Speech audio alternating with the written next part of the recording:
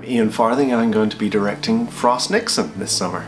So this is the first time I've worked with Ensemble Theatre, although of course I have seen some of their work since the very first year that Tarek put the company into motion.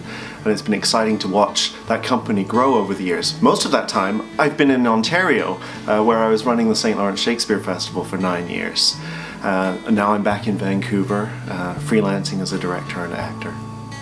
It's been interesting after so many years as an actor to have the opportunity to step into the director's seat has been kind of a natural progression for me. When I was at university, many years ago, I did do directing there, and the process really interested me, and so I think I always knew that I would end up being more of a director than an actor, but it took a few years for me to have the confidence to step into that role.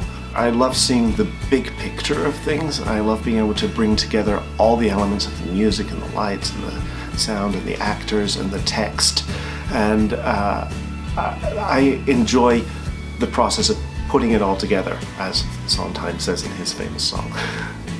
One of the shows I'm most proud of recently was at the St. Lawrence Shakespeare Festival in Prescott, and we did a version of The Two Gentlemen of Verona, and we set it in the 1920s jazz era and infused the play with lots of wonderful jazz music from Cole Porter and Irving Berlin and the Gershwins, and it was one of those wonderful experiences where everything comes together and fitted, and it was an audience hit and the critics loved it and we won some awards, and so I'm quite proud of that one.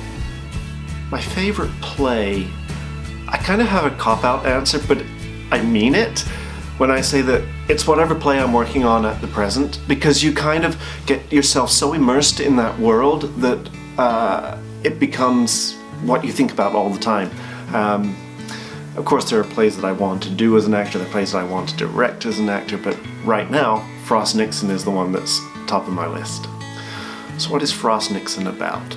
Well, obviously President Nixon was one of America's iconic presidents who came to kind of a tragic end. Like Shakespeare's tragic heroes, he had a fatal flaw, and that was what brought him down in the end. And what's really interesting is that we have this kind of lightweight talk show host, David Frost, who is well known for his fluffy interviews in Australia and in England, who managed to get this really important world figure onto his show, or to interview him.